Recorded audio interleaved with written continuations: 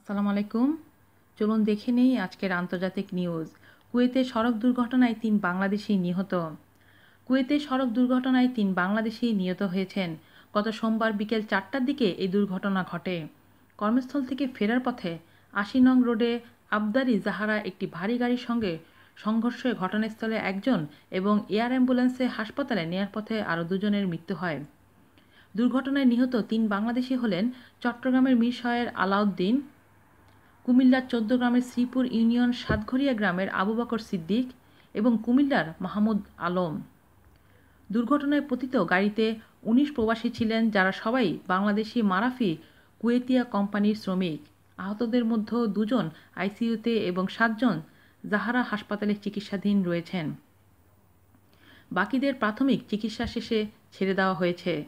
আজ এই পর্যন্তই। সবাই ভালো থাকবেন আর সাবধান থাকবেন। আল্লাহ হাফেজ।